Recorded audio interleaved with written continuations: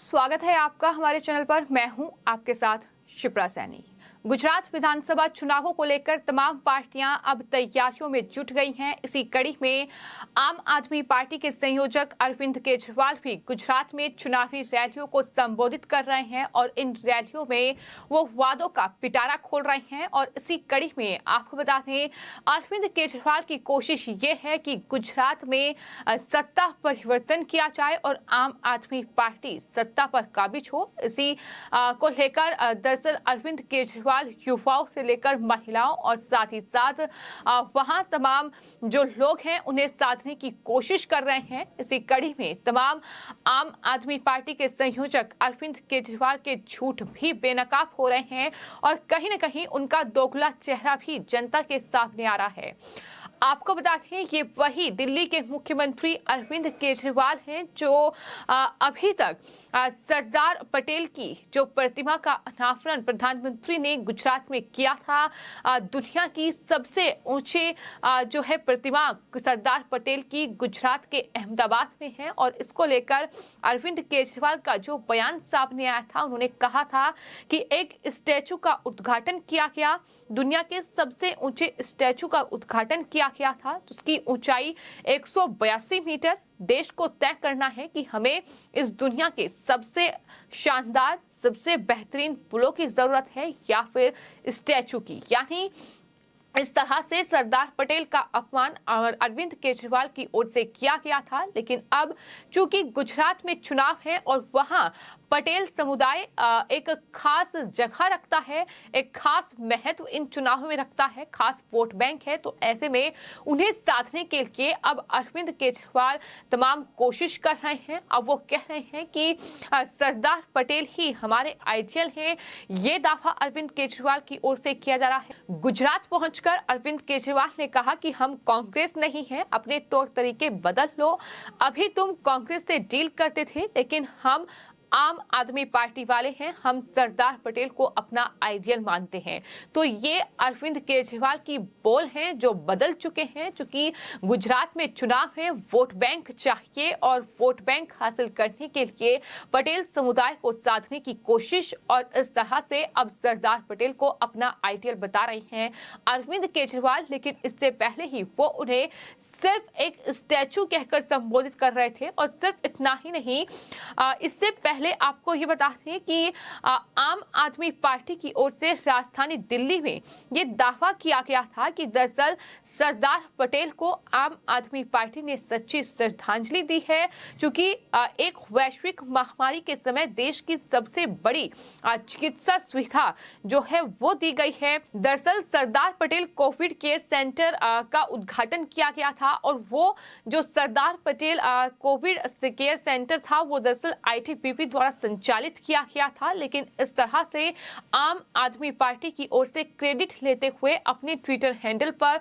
उन्होंने पोस्ट किया कि दरअसल ये जो Sardar Patel Covid care centre है वो दरअसल आम आदमी पार्टी सरकार के द्वारा ही बनाया गया है। लेकिन बीजेपी के नेता अमित मालवीय ने ट्वीट करते हुए उस वक्त लिखा था कि अरविंद केजरीवाल ने छतरपुर में आईटीबीपी द्वारा संचालित Sardar Patel Covid care centre का दौरा किया, जिसने आज से परिचालन शुरू कर दिया है।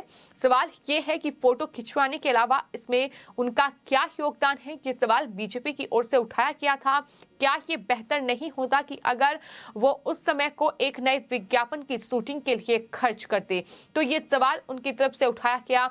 तो कुल मिलाकर आम आदमी पार्टी और उनके नेता, आम आदमी पार्टी के संयोजक दिल्ली के मुख्यमंत्री अरविंद केजरीवाल किस तरह से झूठ परोसते हैं, किस तरह से जनता को बरगलाने की कोशिश करते हैं, ये हमने राजधानी दिल्ली, उसके बाद पंजाब में भी देखा है। और अब चूंकि गुजरात विधानसभा चुनाव है, साथ ही साथ हिमाचल प्रदेश में भी विधानसभा चुनाव है, उसके मद्देनजर भी तमाम चुनावी वादे जो हैं वो केजरीवाल प्रदेश की जनता से कर रहे हैं। लेकिन अब आम आदमी पार्टी की पोल खुलती नजर आ रही है। जिस तरह से ये पुराने वीडियोस हैं जिसमें अरविंद केजरीवाल का कुछ और चेहरा नजर आ रहा है। नए वीडियोस हैं जिसमें अरविंद केजरीवाल कुछ और कहते नजर आ रहे हैं। तो ये तमाम खुलासे हैं जो कहीं ना कहीं अरविंद केजरीवाल की पोल खोल रहे हैं और चुनावों से पहले गुजरात और हिमाचल की जनता को ये बता रहे हैं कि अरविंद केजरीवाल के वादों की हकीकत क्या है।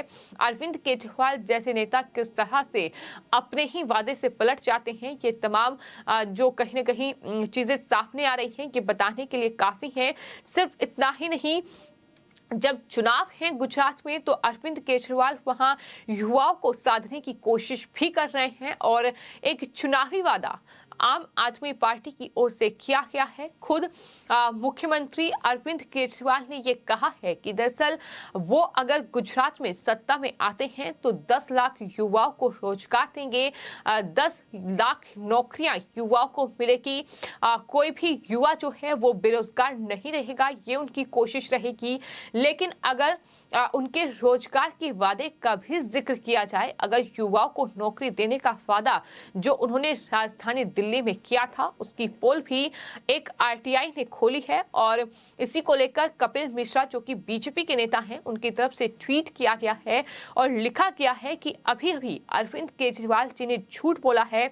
मैं केजरीवाल को चुनौती देता हूं कि किन 10 लाख युवाओं को नौकरी दी, कौन से विभाग में नौकरी दी, लिस्ट सार्वजनिक करें। आरटीआई के मुताबिक 7 सालों में केवल 3,246 नौकरियां दिल्ली में दी गई हैं और गुजरात के युवाओं से झूठ बोलने के लिए अब अरविंद केजरीवाल माफी मांगेगी। बड़ी बात अब कपिल मिश्रा की ओर से कही गई है कि बताएं, वो डिटेल दें कि आखिर दिल्ली में कितने युवाओं को नौकरी दी है। तो जाहिर तौर पर चुनावी मौसम है और तमाम पार्टियां चुनावी वादे करती हैं, लेकिन अरविंद केजरीवाल जिस तरह से वादों की बौछार करते हैं, लेकिन जैसे ही सत्ता पर काबिज होते हैं वैसे ही वो वादों से पलट जाते हैं और फंड का रोना रोते हैं। वो कहते हैं कि केंद्र सरकार मदद नहीं कर रही है, केंद्र सरकार से फंड नहीं मिल रहा है।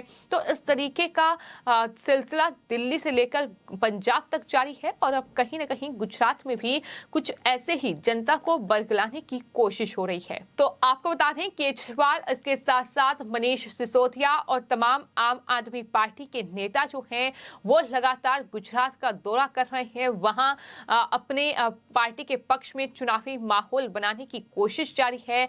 इस बीच एक बड़ा आरोप ये भी आम आदमी पार्टी की ओर से लगाया गया है कि हमारे नेताओं पर बीजेपी हमले करा रही है, इससे हमारी पार्टी की पैठ जो है वो गुजरात में बढ़ेगी। तो सवाल ये है कि क्या गुजरात में केजरीवाल ड्रामा भी रच रहे हैं कि इस तरीके से अगर उनकी पार्टी के किसी नेता पर हमला होता है तो वो कहीं ना कहीं उसे हथियार बनाकर और इस तरह से चुनावी कैंपेन करते हैं, जनता के बीच जाते हैं कि आम आदमी पार्टी पर हमला कराया जा रहा है, बीजेपी इस तरीके के हथकंडे अपना रही है, ये तमाम आरोप लगाए जाते हैं। साथ ही आपको ये भी बता दें कि गुजरात की आम आदमी पार्टी प्रदेश इकाई के अध्यक्ष गोपाल इटालिया ने बीजेपी नेता CR पाटिल को लेकर बयान दिया था, जिसके बाद विवाद शुरू हो गया और विधानसभा चुनाव की गर्माती सियासत के बीच लगे विवादित बयान के तड़के ने आम आदमी पार्टी और बीजेपी के बीच कहीं न कहीं युद्ध शुरू कर दिया है। इसी सिलसिले में आम आदमी पार्टी के जो प्रदेश अध्यक्ष हैं, दरअसल उन पर एक केस भी दर्ज हुआ है। इस सिलसिले में जो गोपाल इटालिया हैं उन पर केस दर्ज हुआ है। डोर टू डोर कैंपेन कर रहे थे, उस दौरान उनकी तरफ से कुछ ऐसा बयान दिया गया जिसको लेकर बीजेपी ने शिकायत दर्ज कराई और उसके बाद अब उन पर केस दर्ज किया गया है। तो कुल मिलाकर राजधानी दिल्ली में अरविंद केजरीवाल जिस तरह की सियासत कर रहे हैं और जिस तरह से उन्होंने पंजाब में भी जनता को बरगलाकर वहां सत्ता हासिल की और उसके बाद अब गुजरात में बीजेपी को हराने का दम भर रहे हैं, लेकिन जो तमाम चुनावी आंकड़े हैं जो सामने आए हैं, जो तमाम चुनावी सर्वे हैं जो सामने आए हैं, वो साफ तौर पर ये बता रहे हैं कि आम आदमी पार्टी कहीं न कहीं वहां सत्ता पर तो काबिज होगी ही नहीं, लेकिन कोई सीटें भी ज्यादा हासिल नहीं कर पाएगी, क्योंकि कहीं न कहीं राजधानी दिल्ली और पंजाब की जिस तरीके से हालत आम आदमी पार्टी ने की है उसका एक बड़ा असर गुजरात में भी देखने को मिलेगा, जहां पार्टी की कोशिश ये है कि किसी भी तरीके से पार्टी का वोट बैंक बढ़ाया जाए। लेकिन फिलहाल इस तरीके के खुलासे कहीं न कहीं आम आदमी पार्टी को मुश्किल में डाल रहे हैं और राजधानी दिल्ली में जिस तरह से भ्रष्टाचार और घोटाले में आम आदमी पार्टी फंसी हुई है, कहीं ना कहीं इसका बड़ा असर जो है वो गुजरात में उनके चुनावी अभियान पर भी देखने को मिलेगा। ये ऐसा माना जा रहा है क्योंकि लगातार उनके घोटालों का खुलासा हो रहा है और अब गुजरात में जाकर जिस तरीके के बयान वो दे रहे हैं, जिस तरह से वहां युवाओं से लेकर महिलाओं, बुजुर्गों और तमाम वोटर्स को साधने की कोशिश कर रहे हैं, इसी कड़ी में अरविंद केजरीवाल ने ये भी कहा है कि वो आंगनबाड़ी जो महिलाएं हैं उनके लिए बेहतर जो सुविधा है वो उपलब्ध कराएंगे। ये तमाम वादे वो कर रहे हैं, लेकिन राजधानी दिल्ली में जो आंगनबाड़ी महिलाएं हैं, दरअसल उनका जो सैलरी है वो भी अरविंद केजरीवाल समय से नहीं दे पा रहे हैं। तो इस तरीके के हालात आम आदमी पार्टी शासित देश की राजधानी दिल्ली में बने हुए हैं और यही वजह है कि गुजरात में भी कहीं ना कहीं आम आदमी पार्टी के लिए मुश्किलें बढ़ रही हैं, चूंकि सर्वे ये साफ कह रहे हैं कि एक बार फिर बीजेपी सत्ता में होगी और आम आदमी पार्टी महज 15 से 10 सीटों के बीच में ही सिमट कर रह जाएगी। हालांकि ये आने वाले वक्त में पता चलेगा, लेकिन फिलहाल सरदार पटेल को लेकर अरविंद केजरीवाल की जो भाषा थी, जिस तरह से वो उन्हें स्टैचू बता रहे थे, लेकिन आज वो अपना आइडियल बता रहे हैं, तो जाहिर तौर पर ये सिर्फ एक चुनावी जुमला है जो कहीं ना कहीं अरविंद केजरीवाल की ओर से एक चाल है जो चली जा रही है। बाकी हमने देखा है कि किस तरीके की झूठ अक्सर अरविंद केजरीवाल परोसते हैं। फिलहाल आपकी इस पूरे मामले पर क्या राय है, हमें कमेंट बॉक्स में जरूर लिखें और चैनल को सब्सक्राइब करें। धन्यवाद।